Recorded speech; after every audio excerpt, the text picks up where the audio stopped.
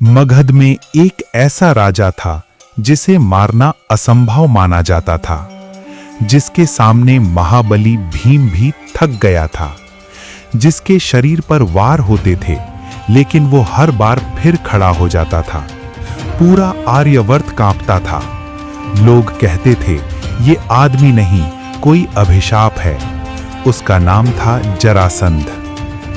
मगध का ये राजा केवल शक्तिशाली नहीं था बल्कि क्रूर भी था। वो राजाओं को बंदी बनाकर रखता था। हर जीत के बाद एक और राजा उसकी कैद में चला जाता था। उसका लक्ष्य साफ था, 100 राजाओं की बलि देकर अपनी शक्ति को अमर बनाना। कोई भी राजा उसके सामने टिक नहीं पाता था।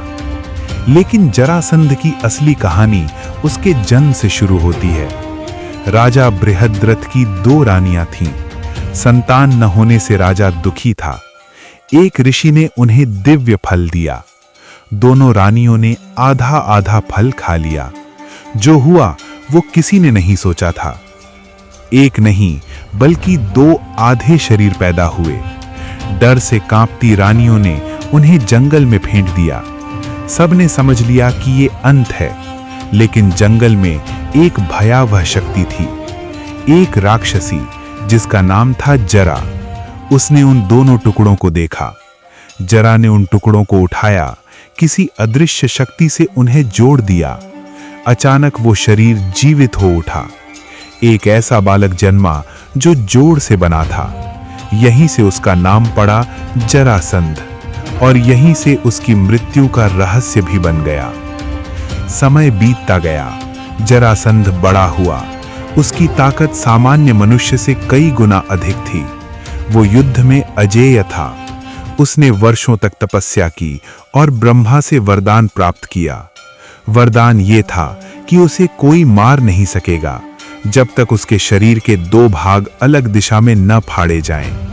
ये वरदान उसे अमर जैसा बना गया, क्योंकि उसका शरीर टूटता था लेकिन फिर स्वयं जुड़ जाता था। कोई ये रहस्य नहीं जानता था। जब कृष्ण ने राजसूय यज्ञ का निश्चय किया तो सबसे बड़ा बाधक जरासंध ही था। भीम को आगे किया गया। द्वंद्व युद्ध तय हुआ। 2 महाबली आमने सामने खड़े थे। धरती कांप रही थी। भीम ने पूरी शक्ति से प्रहार किया। गदा टकराई। जरासंध गिरा, लेकिन अगले ही क्षण वो खड़ा हो गया। फिर वार हुआ, फिर वही हुआ। दिन बीत गए, रातें बीत गईं, युद्ध चलता रहा। भीम थकने लगा, लेकिन जरासंध नहीं थका। लोगों को लगने लगा कि भीम हार जाएगा। यहीं पर कृष्ण शांत खड़े थे। उन्होंने युद्ध नहीं रोका। उन्होंने एक तिनका उठाया, उसे बीच से तोड़ा और दोनों हिस्सों को उल्टी दिशाओं में फेंक दिया। बस इतना ही। भीम समझ गया, ये बल का युद्ध नहीं था, ये रहस्य का युद्ध था।